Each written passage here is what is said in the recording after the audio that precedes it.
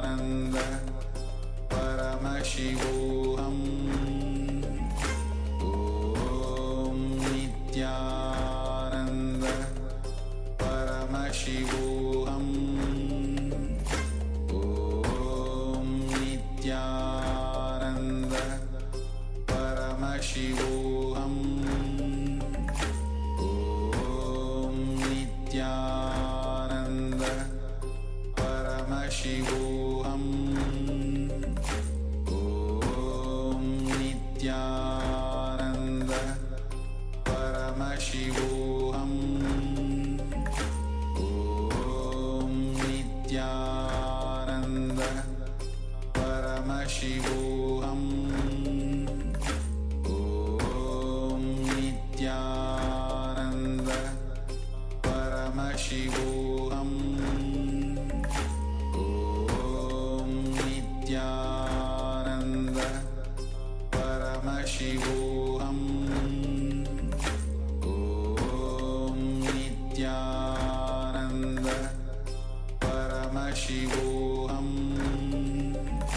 Om Nityananda Paramashivoham. Om Nityananda.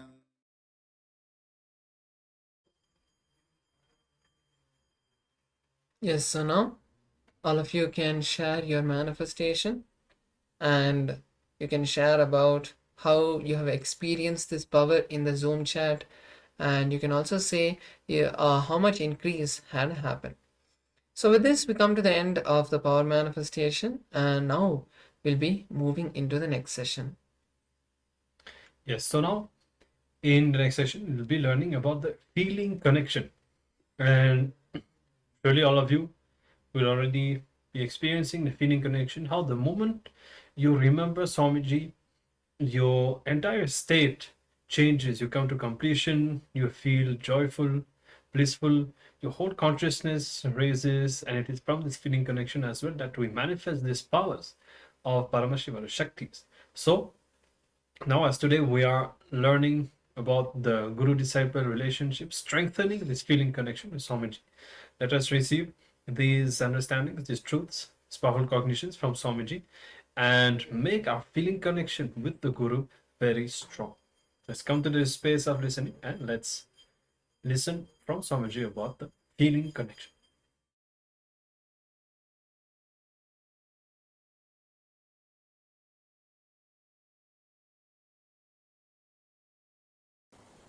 Russian scientists Graisna Foser and Franz Bludorf, you should see their website, really amazing. They have done a lot of research and articles and very powerful discoveries. I am exactly quoting from their research. The human DNA is a biological internet with evidence that DNA can be influenced and reprogrammed by words and frequencies. Understand? The words and frequencies can directly program your DNA. It is biological internet. They call it as biological internet. These Russian scientists reveal that genetic code of 90% of the junk DNA or dormant DNA, which I was revealing that day, as the Jivatman, self in all of you, the part which these people call as a junk DNA or dormant DNA, but I call as Jivatman DNA, self DNA. 90% of the Jivatman DNA follows the rules of human languages. Understand, it's very powerful. I am revealing step by step, then I will connect it. How it can be applied in our life. The third important revelation. Graisna Foser and Franz Bludorf compared the rules of syntax the way in which words are put together to form phrases and sentences, and semantics, study of meaning in language and grammar, and found out that alkalines of our DNA follow a regular grammar and set rules like our language.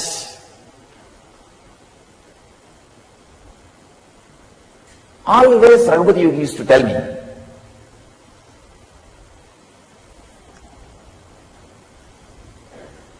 he will teach different yoga for different parts of the body. See, for hands he will give some yoga. For eyes he will give some yoga. For tongue he will give some yoga. For nose he will give some yoga. And the most difficult part to work out is the cheek. Even for that he has some yoga. He will give some yoga. When I ask him, what is the yoga for brain? He will categorically tell, chant Sanskrit. The Sanskrit language, learn Sanskrit language, chant Sanskrit mantras. You should be surprised. How can brain have yoga by Sanskrit? He will insist that I chant the Surya Namaskar mantras during the postures. He will insist that mantra chanting is done. He used to ask, how can mantra have yoga for brain? But now I know. It's true.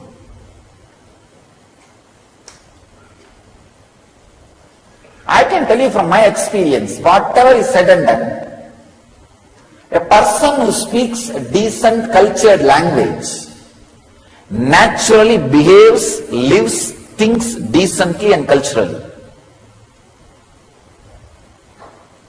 I am really telling you. Because I wandered length and breadth of India, I have seen all kinds of dialects, people who speak dialects. I have seen Tamil alone, 20 versions. Kongu Tamil and Madurai, Chennai, in Chennai, Kuam Tamil, and North Arcot district Tamil. In that, there are different languages, Mudaliyar Tamil, Counter Tamil, all kinds of dialects are seen. And in North, the different dialects of Bengali, different dialects of Hindi, I have seen. I tell you, from my experience I can tell you, the language, the standard of language a person speaks directly affects the way in which he thinks, the way in which he acts. It really affects. There may be exemptions, very few, like a person speaking very cultural language and behaving indecently, very rare exemption. But as a nature, it doesn't happen. As a rule, it's a rule. Exemptions does not break the rule, it only enforces the possibility of existence of the rule. Understand? When I say all these candies are sweet, there may be one or two which are not sweet. That does not mean that rule is broken or weakened. Those 2-3 exemptions ensures the existence of the rule. Look in the other side. Look from the other side. All exemptions ensure the existence of the greater possibility of the rule. So maybe 1 or 2 exemptions. But otherwise I can say, the language they speak, the cultured,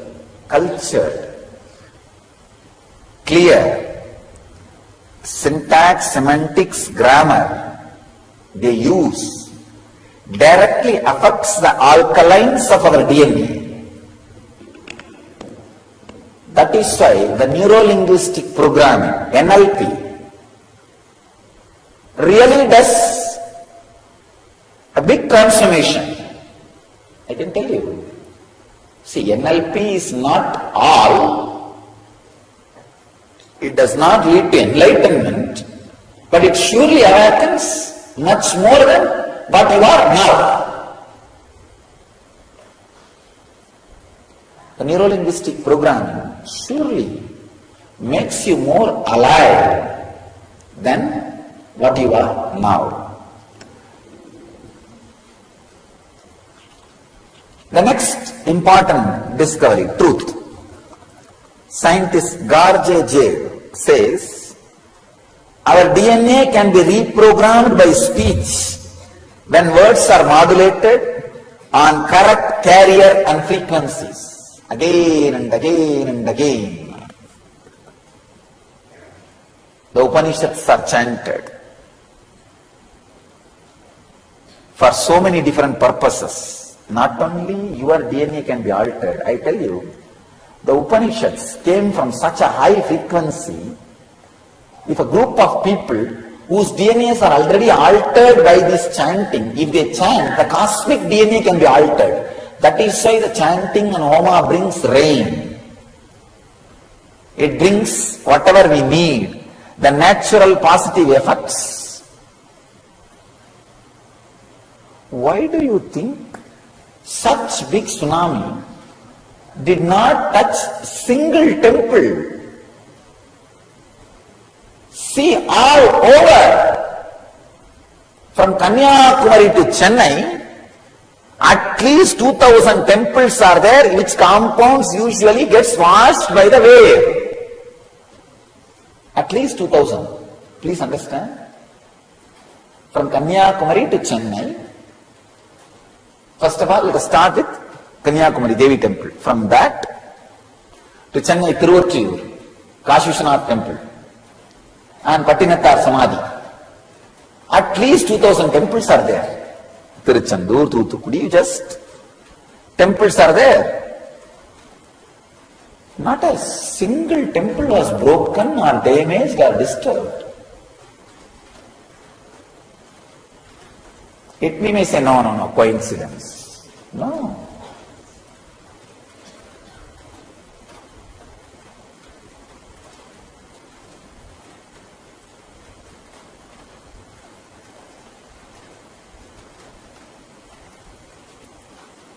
If people whose DNAs are altered, reprogrammed by the sounds and mantras and frequencies, if they sit together and create those frequencies and sounds, the cosmos DNA can be reprogrammed.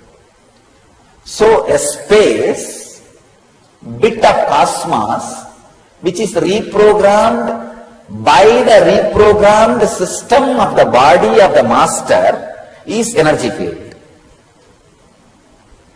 Bit of the cosmos, which is reprogrammed by the reprogrammed body of the master, is energy field. That is why just very living in that field reprograms many of our DNA.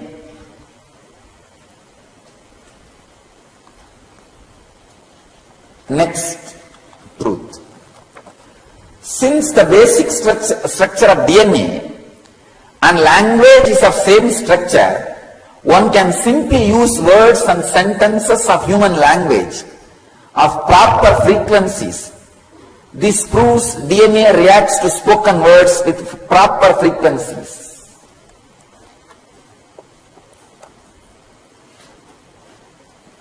It directly, this is my own conclusion.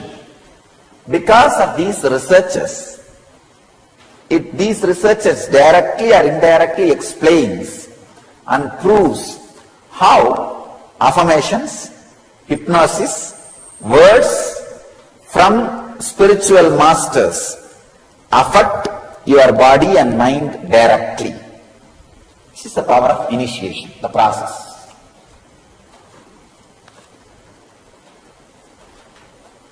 Many of you people would have seen the video of people levitating during LEP. If you have attended LEP, you would have seen. I did not do anything. All I did is let your samana be balanced Let the air energy inside you be balanced. Let whatever happens inside your body happen. That's all. Affirmation. Satya Sankalpa. Nothing else. Satya Sankalpa. Over.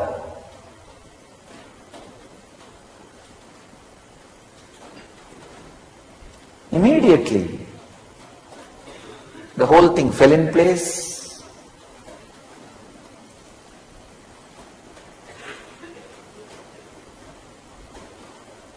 People started levitating, the raising. Understand? Ordinary Sankalpa is gravitation, Satya Sankalpa is levitation. Sankalpa, ordinary Sankalpa means will, words, thoughts created, pulls you down, makes you more heavy. Satya Sankalpa makes you levitate.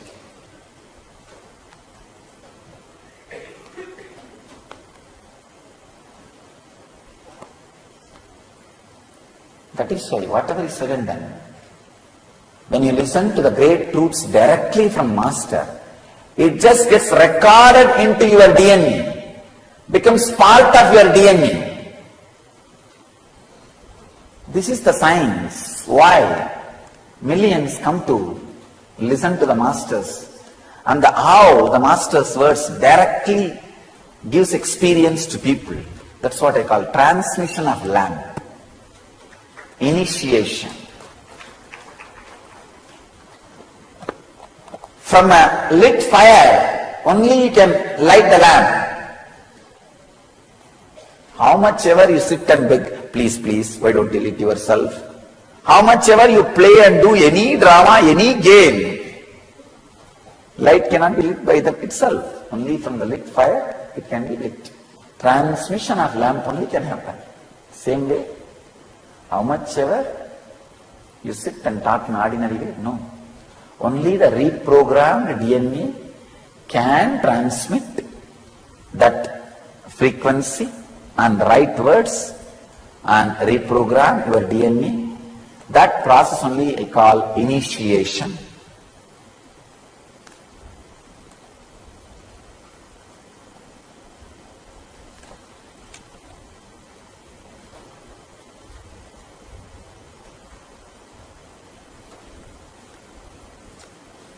So it is very important to know the importance of initiation.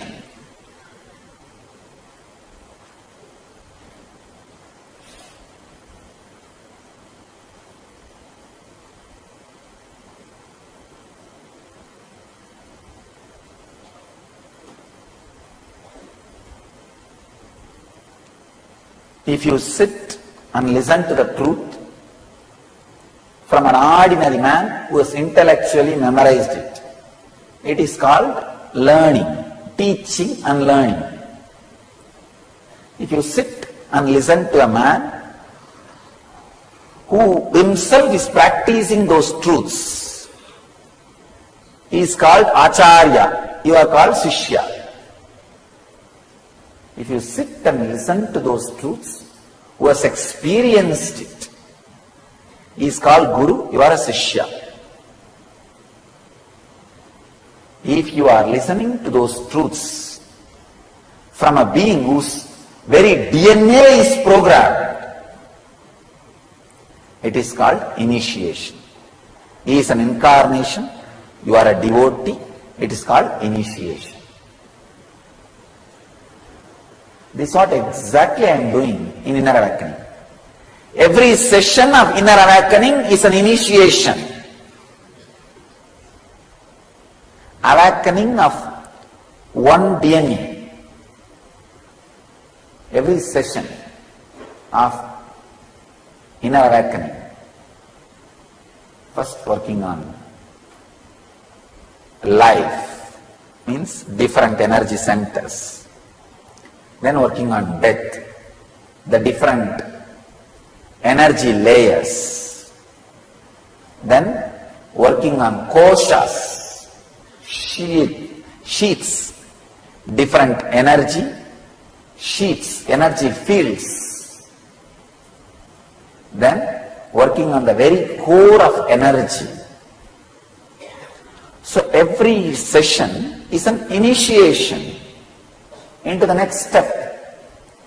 Your DNA gets reprogrammed for enlightenment. In my life, there is an experience with a group of Tibetan monks. They made me sit inside the bell. Some 10 monks sit around the bell and rub the bell and go on chanting. I never realized the sound can create pain in your hair holes, in your pore. The bell has small holes through which I can breathe, but all the 10 sides they are sitting and rubbing the bell with a small wooden piece. That vibration created, that sound, within 5 minutes your ear stops listening that sound. You can't hear it anymore. But every hair pore feels the pain as if a needle is being inserted. And after half an hour the pain also disappears. It becomes like a pleasure. Very strong, deep pleasure. Then they chant the words like, you are deathless, you are painless, you have no hunger, you have no thirst, you have no old age. They chant like this. I now translated in negative way. They don't say you have no old age, they say you are ever young. They say you are always fulfilled. You are immortal. They declare in positive terms. And I was really shocked, because first I thought, what can this do? Maybe a ceremony. I love usually these ceremonies. Anywhere, any ceremony I see, I'll go and sit. Whether it is a shraddha or I will not bother. Whether it is some sannyas ceremony is going on, or some shraddha is going on, some ceremony is going on, I'll go and sit. So I saw some ceremony going on. I asked, will you allow me? They said, are you sannyasi? I said, yes, I left the house long before. Then they put me in that ceremony. I started attending. Then I realized, now I can realize completely, the frequencies and language can reprogram your DNA. I can tell you, still I do not have anything called pain in my body. If you have seen me 10 days before, in Himalayas, 10-15 days before, there was a big wound, at least 4 to 5 inch wound, long, maybe quarter inch depth. There was a bleeding and big wound. It took 5 days for me to realize there was a wound. There was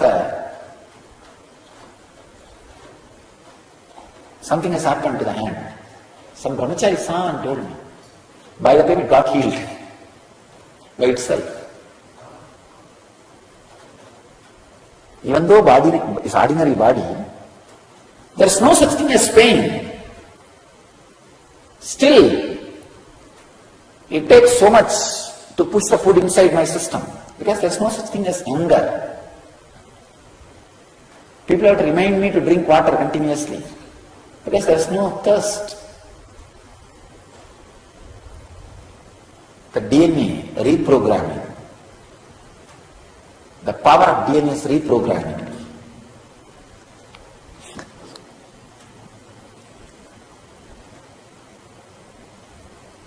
So your DNA can be reprogrammed by the right words, right chantings, right initiation from the incarnation whose DNA is completely reprogrammed.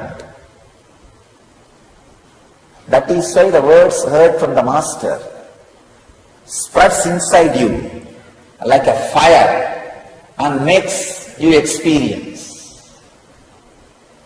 Scientist Garja Jayev says, human language did not appear coincidentally, but it is a reflection of our DNA. That is why Kashmir to Kanyakumari, when there was no communication like a telephone, television, telegraph, anything, Sahana is chanted in same frequency. Go to Kashmir Shaivites temples or Bhavani Mandir or Vaishnava Devi and go to Kanyakumari, Kangi Devi, Bhavati Mandir. You will see Sahanavatu and Purnamatam being chanted in same tone, same frequency.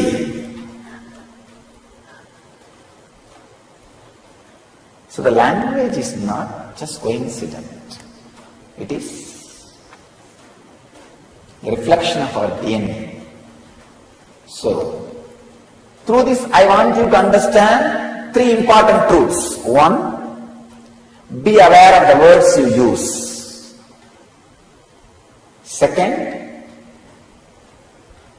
listen to the great words only from the person who has experienced. Third thing, whenever you listen to the great words and higher frequencies from the person who has experienced, whose DNA is reprogrammed, it becomes your experience. That is what is initiation. The next research, the scientist and researcher Greg Braden gives evidences on how emotions change our DNA. Number one, in case of gratitude, love and appreciation, DNA responded by relaxing and length become longer. Just simple, feeling love. Understand that every day, morning 1 hour when you do Guru Puja, your DNA is relaxed and length becomes longer. Because you are in the mood of gratitude, love and appreciation. 1 hour, DNA becoming longer is too much to live at least 130 years. I am telling you.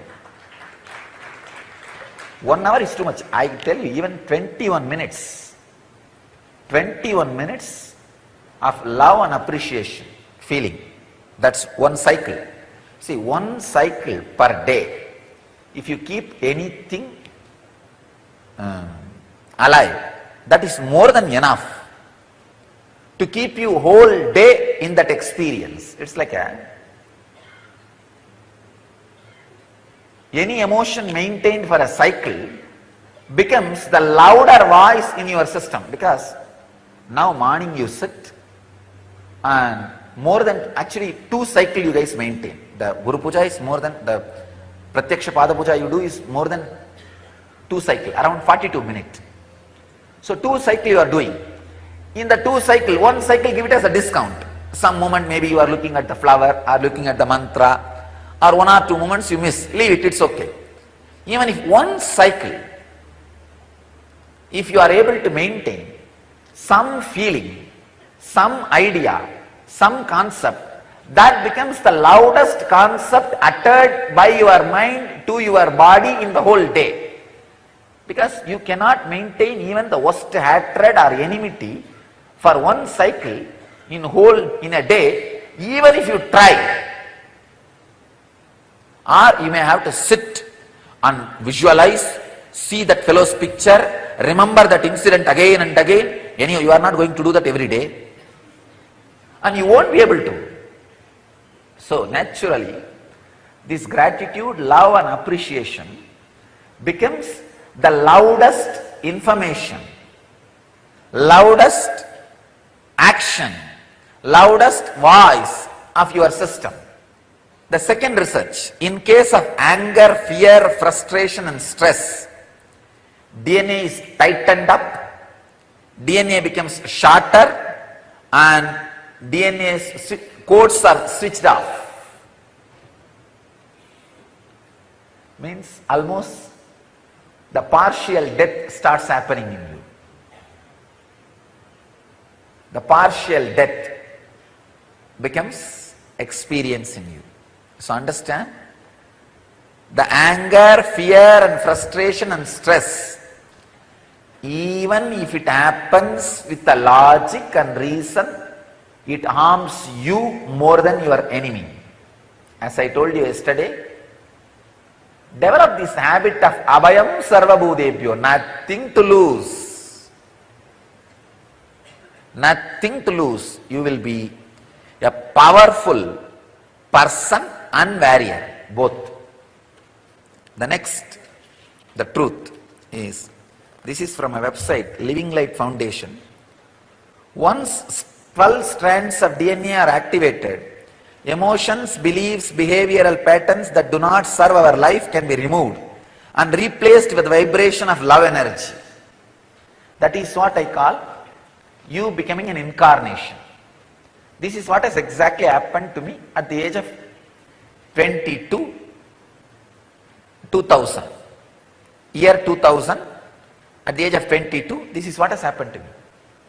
All the 12 strands got awakened. All the 12 strands of DNA got activated.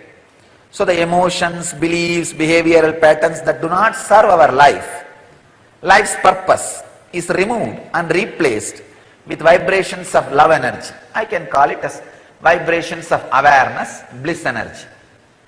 Different names you can give.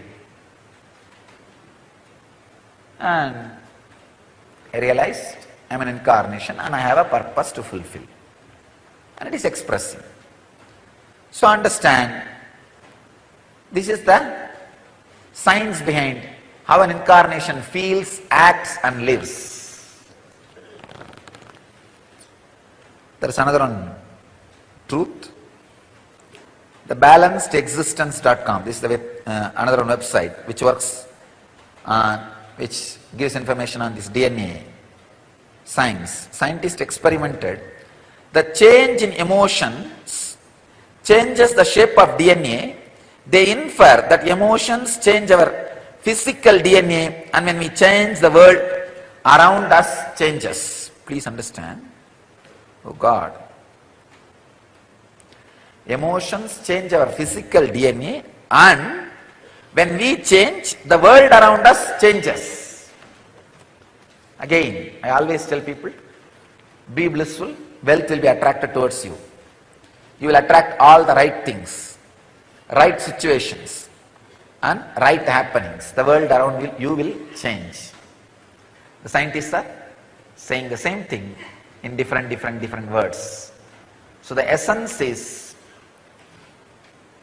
let you start practicing the higher human emotions and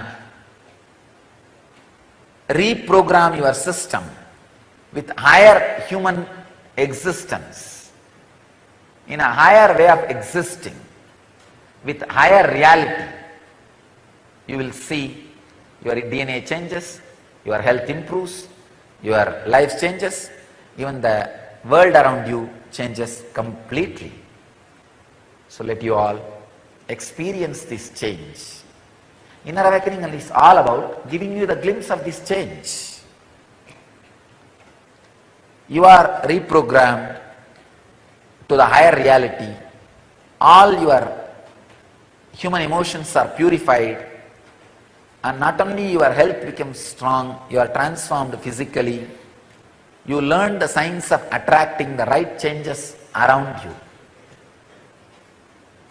because the Sangha gives you that intelligence.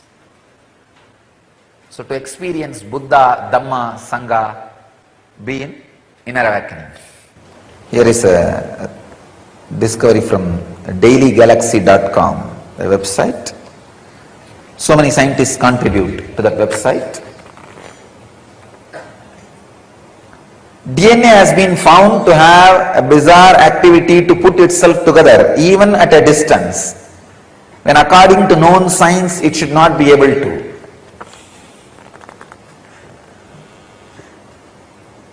I'll explain how the teleporting, telepathy, all these things are possible. It is just because of this truth. DNA has been found to have bizarre ability to put itself together even at a distance, when according to known science it should not be able to. Science is said to catch up with teleporting and telepathy and all that. Scientists Grezna and France found out the DNA can cause patterns in vacuum, producing magnetic wormholes. Please understand, it's a new word, wormholes. Wormholes are tunnels like connections between areas in universe through which DNA attracts bits of information outside time and space and passes them on to our consciousness. It was noted that this information can be passed on between individuals whose DNA is turned on or activated.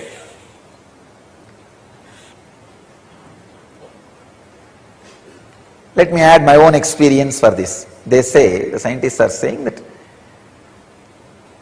DNA can cause patterns in vacuum producing magnetic wormholes.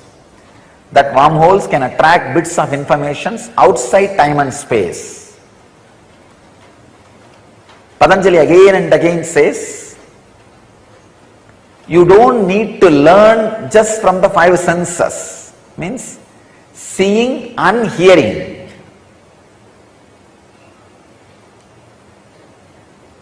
I have an example of Vivekananda. Whatever he expressed in 9 years of his public life, even for you to study, it will take 39 years, his lifetime. This proves solidly, Vivekananda did not receive all information through eyes and ears. You can take my example. Whatever I expressed in last 8 years, even for you to study and understand, it will take at least 33 years. Forget about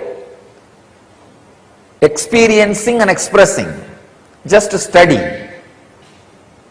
Very clearly you can see, logically you can see very clearly, objectively you can see, this much of information cannot get into the system through ears and seeing or any other education method within last 33 years, even if I was studying all 33 years, 24 hours.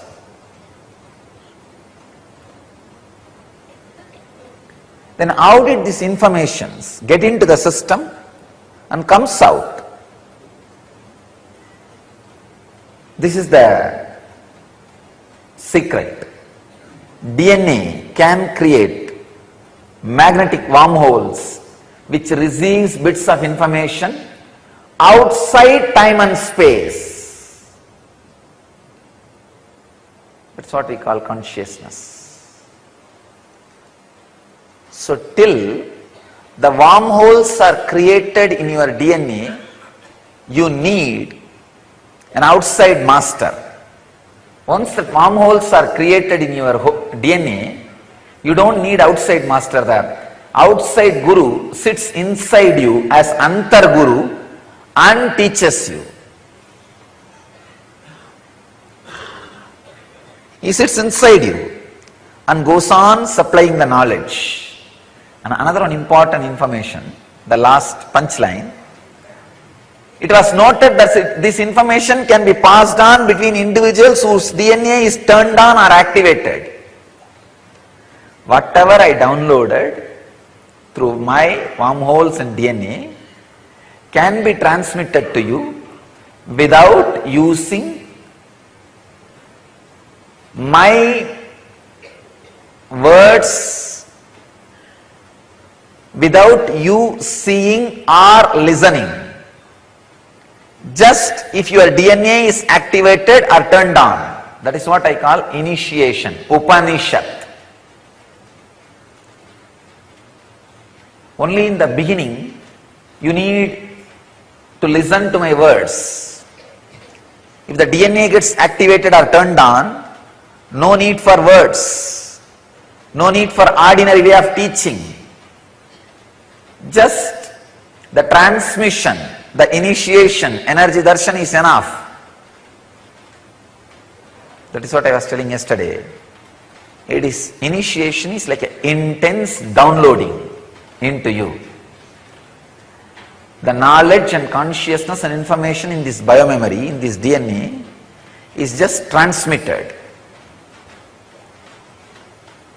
That is why these acharyas, once they are initiated, our trained teachers to go around and take classes, once they are initiated, there are thousands of information they never learnt from my books or heard from me, starts expressing through them. The answers which they would have never heard from me or read from my books suddenly starts expressing. How? This is the science. If your DNA is turned on or activated, these bits of information which gets downloaded through the wormholes created in DNA can just be transmitted without any conventional methods.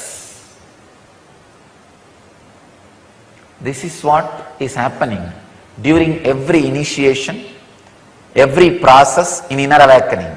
This is what I am doing in our Vidyalayas, in our Gurukuls. The transmission without using conventional methods is possible, was available, is available in our Vedic tradition. Was available in our Vedic tradition, is available in Nityananda mission.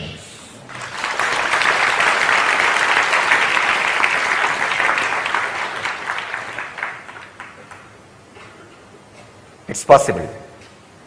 Otherwise you can't imagine hundreds of shakas of Upanishads, Vedas have been by hearted, memorized. By the time the kids complete 7 years in our tradition, there are rishis, there were rishis. By the age of 7, they mastered the whole thing.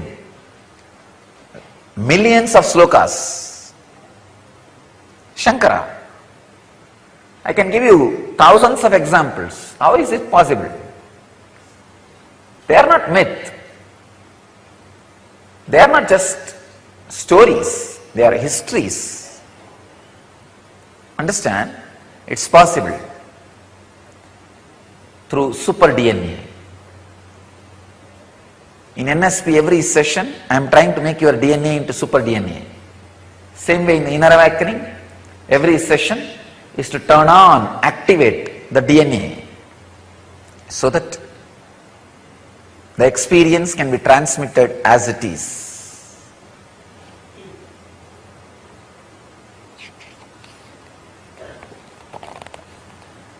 There's one more very interesting bit of information I have. It's from psychedelicadventure.com, website psychedelicadventure.com. Scientists irradiated DNA with laser light. On a screen, wave pattern was formed. The wave pattern still remained even after removal of DNA. It infers, point 1, the energy from outside of space still flows through activated wormholes after DNA removal. Means once the initiation is given, even if you are not physically around me, the connection and energy transmission constantly goes on.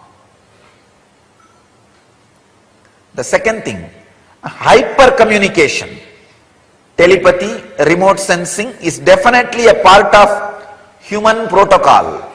Means it is possible for human beings.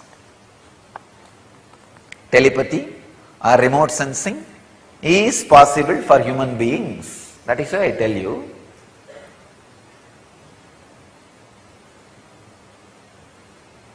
telepathy and remote sensing is a living mechanism even if you don't believe it.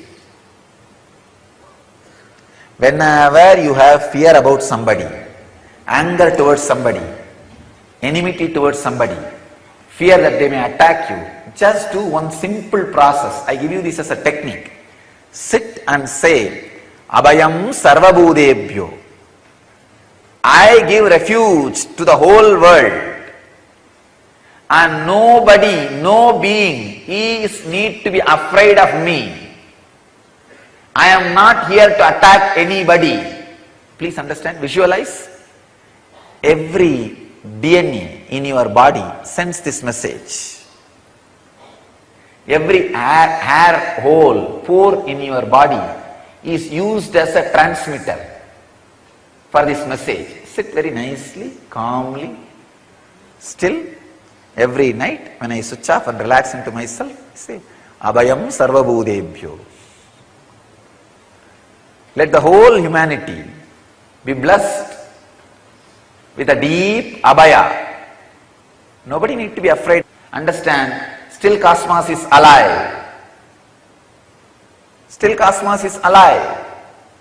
The big problem is the ordinary mind gets caught between these normal actions we need to do and the experience we need to carry. You just need little more expansion to comprehend the paradox of the life. That's all, nothing else. Whenever you have fear for somebody, about somebody, if you feel they may attack or do something harm, just sit and send a strong wave of Abhayam Sarvabhudebhyo. I am not enemy to anybody. I am not going to cherish enmity towards anybody. At the most, I may defend, protect myself, that's all. But I am not interested in attacking anybody. I am only interested in giving abhaya. Just send these waves. Not only that, when you send these waves of abhaya, you will see so much of healing happens in you. Even for defending, you will do minimum but right actions. As browsing through some of the articles about this epigenetics,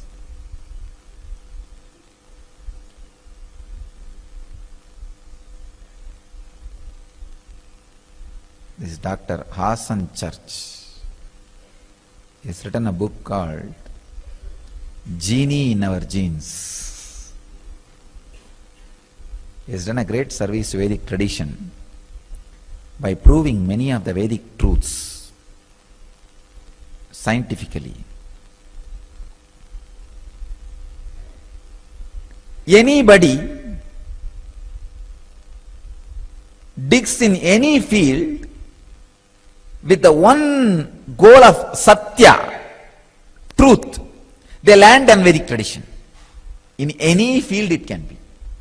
See, without having the vested interests of the marketing companies, marketing industry, in any field, anybody does research with Satya. Satya as the goal, truth as the goal. Simply they land on Vedic tradition. I can say this Hassan Church is a rishi. He very clearly proves the quality of your consciousness directly transforms the way in which you exist physiologically, or your physiological existence is directly affected by the quality of your consciousness. The quality of your consciousness and the physiological existence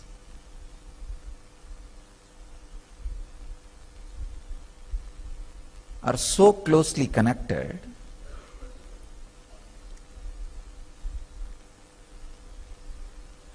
the epigenetics. They have done so much of research on this field, on this epigenome. Epigenome is a protein particle responsible for your genes and all the happenings based on genes. Please understand, we are always taught genes are responsible for our diseases. No. It's not true.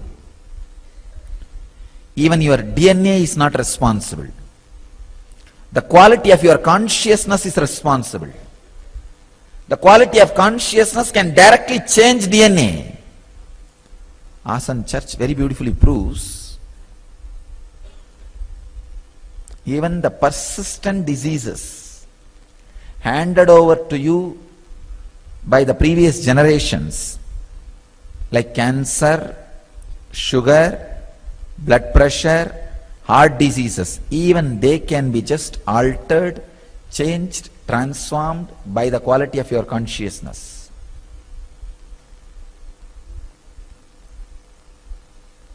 Another one research proves only 35% of your DNA is responsible, only 35%, for what you are, who you are, how you are, and all the major factors like your longevity, disease, health and everything. Only 35%. The science of epigenetics and the epigenome opens a new door to the great truths declared by Patanjali and Swatmarama.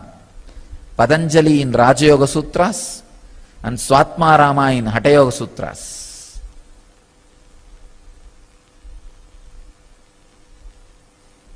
Shiva Sutras says very clearly,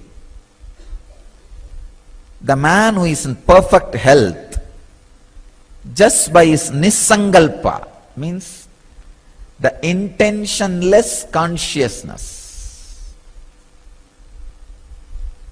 can transmit that to a human being or any being. That is what is exactly the science of healing.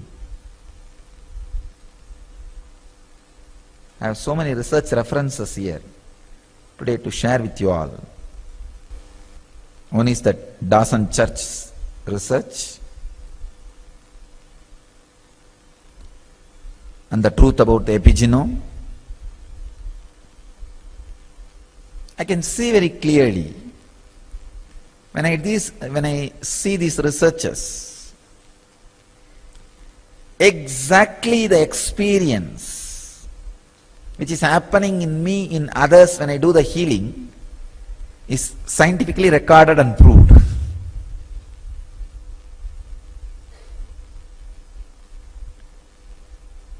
Usually I see how the healing happens in people.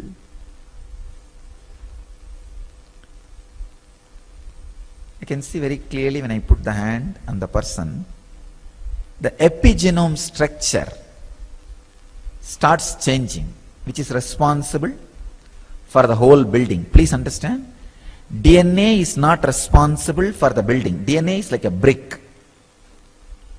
Out of brick we build buildings, but brick itself is not responsible for the plan. If there is a defective brick, there will be defective building. But brick does not carry the blueprint of the building. The epigenome is responsible for the blueprint of the building. I could see very clearly the epigenome transforms itself and DNA just alters as per the transformation of the epigenome, and clearly the body just remembers the health. Please understand, health is your nature. You don't need to create it, you just need to remember it. The remembrance immediately awakens and the health is back. That is why even the doctors were surprised and shocked when they see the persistent diseases like cancer, blood pressure, all those things get healed. Especially these long-term drug therapies are no more needed and people just walk out of diseases. Doctors were shocked. They asked me again and again, what do you do? What do you do? I tell them, who knows? I only know what happens. But now I am understanding, because of the scientific discoveries. Maybe I can say earlier also I understand what happens, but now only I know the words to transmit that understanding to you all. I don't know what happens, but I do not know these technical terms like epigenetics and epigenome. Now I understand those words also, because of these scientific researches. The quality of your consciousness, the quality of consciousness in which you are living is directly responsible. It can just alter, transform any disease, including diseases like cancer, arthritis, handed over to you through generations. If you go to the internet, tons and tons of research is done in this field.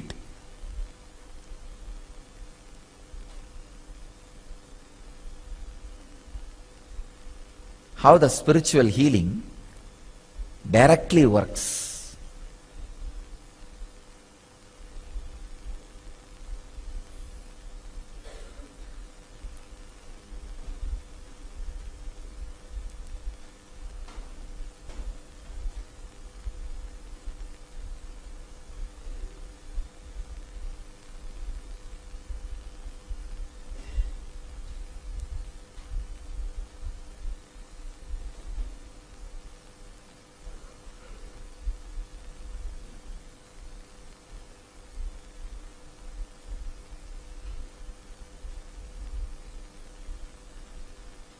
Not only during spiritual healing, even during initiations, and when people come and sit near me in my breathing space, I can see very clearly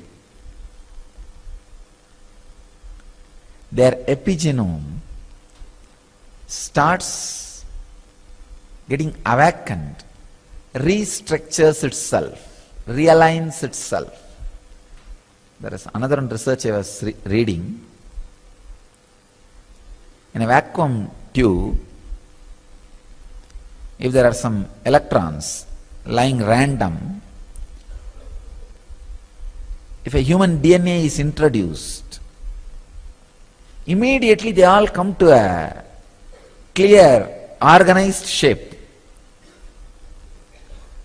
They all just stand up. It's like when master enters, how you automatically stand up. They all just organize themselves. Even after the DNA, human DNA was removed, they all stay back in the same shape. Same way, I can see very clearly when people sit in my breathing space, especially during Pada Puja, the Nirvikalpa Samadhi, I can see very clearly their body just recupes and transforms.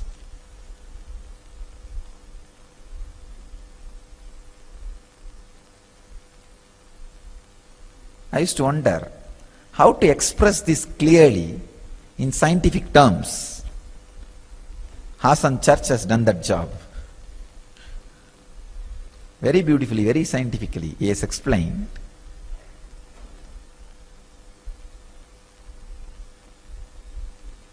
The science of epigenome and epigenetics is the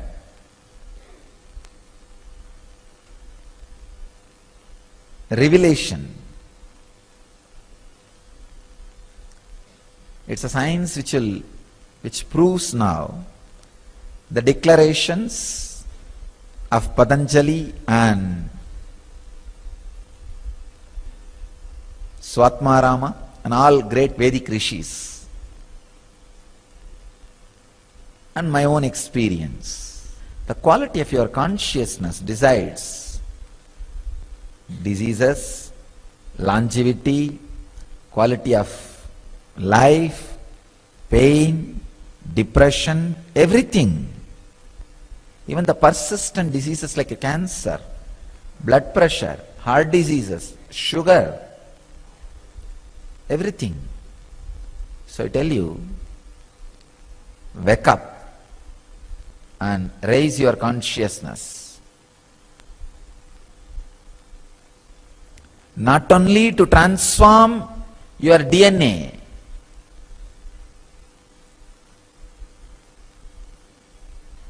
to transform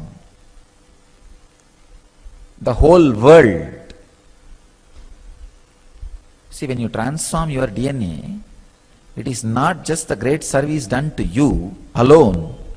It will be the greatest service you are doing to the world, whole world. Because when your DNA is transformed, you see, when your consciousness is brought to certain level, whoever you touch will be impacted by your consciousness, and their epigenome also will be re-altered, and their DNA will be transformed, and they get back to their health. This is the science of KAILASA initiation.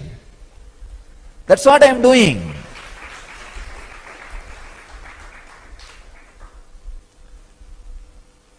Not only I transformed my epigenome and transformed my DNA structure and brought the highest possible conscious expression in this body and mind. Whoever is touched, if they also can raise their consciousness, of course, when I touch, the physical and mental healing happens. And if they also put little bit of their effort and take up the responsibility to receive it completely, then a complete epigenome transformation, DNA transformation happens in them, and they also start experiencing the higher and higher possibilities of the consciousness in their body mind. So naturally, when they touch somebody else, their epigenome gets awakened, the DNA gets transformed, the health starts happening in that person. This is what the ripple wave effect.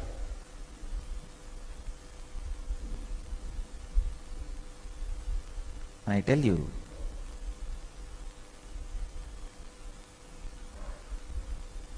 this spiritual healing and enlightenment based communities, this too will be our greatest contribution to the human civilization.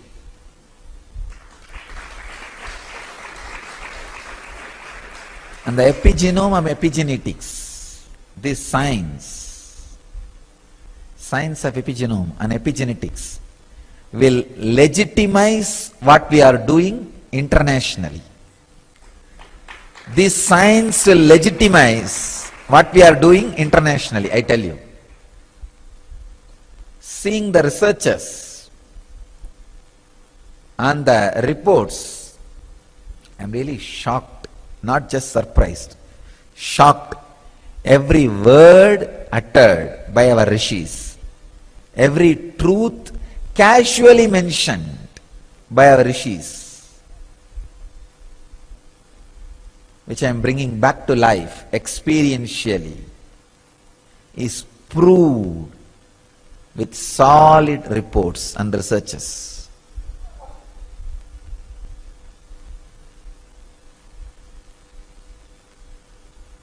I tell you, future is ours.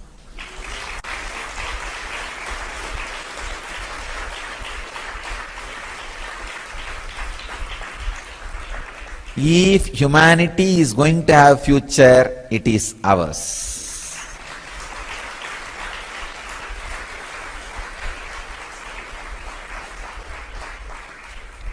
Not only that, let us create new human beings. New human beings. It is time we create a breakthrough. We give a breakthrough for human beings. Like how gorilla, chimpanzee became human being. Now it is time for a human being to become enlightened being.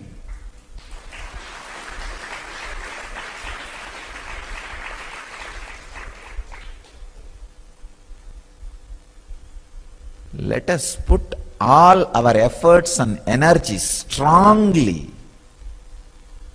to raise the human consciousness more and more in all possible ways.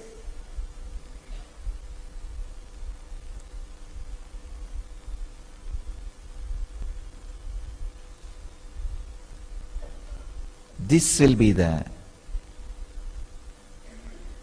greatest happening to the humanity. Even one moment, if you can unclutch and relax in restful awareness, or you can help somebody to unclutch and be in restful awareness, you are adding something great to the universe. Understand? Something great to the universe. Even if one moment you unclutch and rest in conscious, restful awareness, and help somebody to rest in restful awareness, raising consciousness, you contributed something great to the humanity. Understand? You contributed something great to the humanity.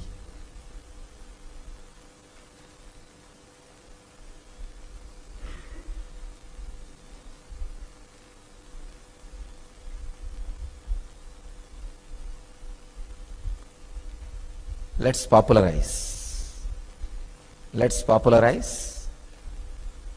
these great researches on this epigenetics and the epigenome, the ideas about the epigenome. Epigenome can be changed through conscious choices regardless of what we have been handed over through generations.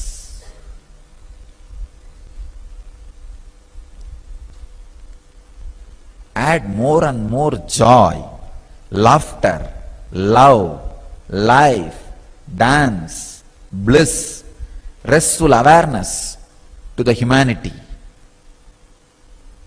Let us create intense, conscious cyclones, superconscious tsunamis.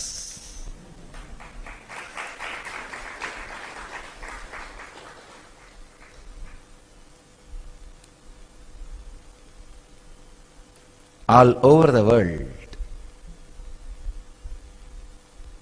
Save the humanity, human consciousness and human health. All you guys decide two things strongly. One, from now you will live in the highest possible consciousness continuously. Second, even if you leave the body, you will get back to serve the world in this highest consciousness. We need more and more people in human body to remove the inhumanity from humanity. We need more and more people in human body to remove inhumanity in humanity. It's time. We really need.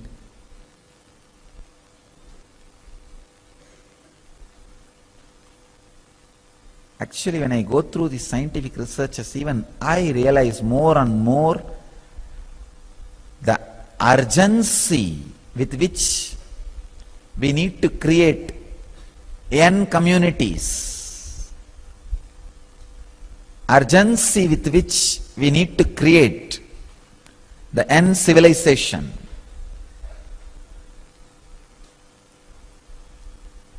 urgency with which we need to radiate enlightenment. So let the urge become the urgent.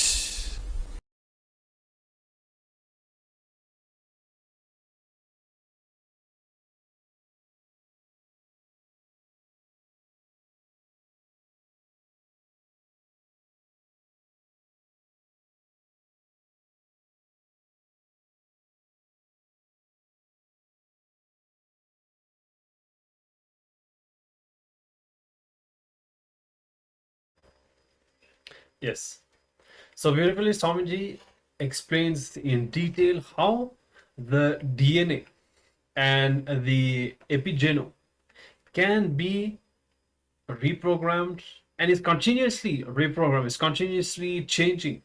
And all of us, most of us have been taught that we are born with a specific DNA and that it defines who we are and everything.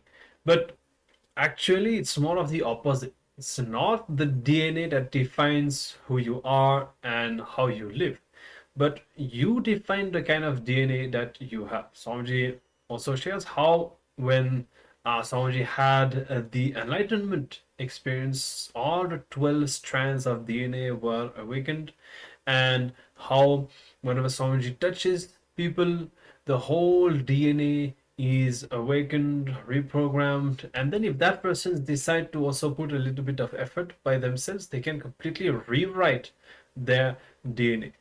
And so it's all about the consciousness impacting the DNA, not the other way around.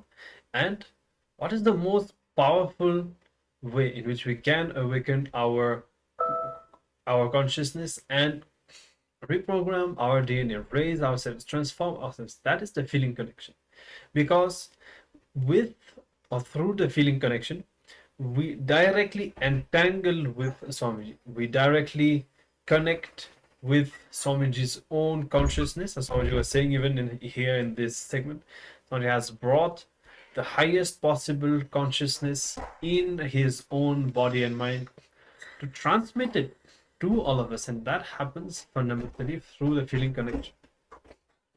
So, very insightful session. Some of the fundamental understandings that we need to have. This demystifies the whole spiritual process, initiation, and the power of the connection with the Master Swamiji, using some of the understandings from the modern science. Really gives a very grounded understanding of this whole thing. And so we hope that you were able to relate that this enlightens your understanding of the whole guru-disciple relationship and feeling connection, the science of entanglement, connecting with the Master. So with this, we'll be entering into another power manifestation run. And the next power for today is consciousness over matter. So the power of consciousness over matter is one of the most simplest power that all of us can experience. So now let's start the manifestation. And to do that, you just need a round object, whether it's a ball, apple or coconut, anything that you have, that is great. So get that round object and place it on your palm. And then after that, we will be connecting with Swamiji and requesting him to roll that matter out of our palms. So even if you feel a vibration, that is great. You are manifesting the power. So let's begin. All of us can now start the manifestation.